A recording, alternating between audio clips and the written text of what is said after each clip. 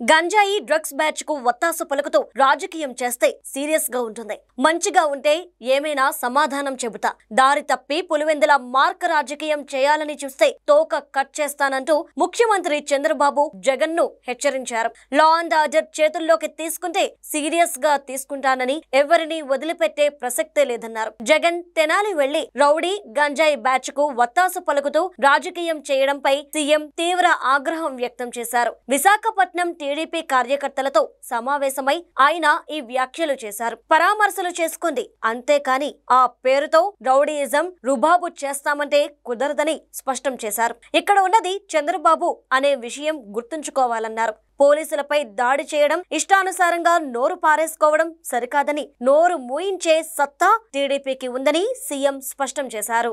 మీరెళ్ళండి, పరామర్శించండి, issue చెప్పండి, కానీ ఆ పేరుతో రౌడీజం చేస్తా, రుబాబు చేస్తా, పోలీసులపైన దాడి చేస్తా, ఇష్టానుసారంగా నోరు బారేసుకుంటారంటే నోరు మూయించే సత్తా తెలుగుదేశం పార్టీకి ఉంది.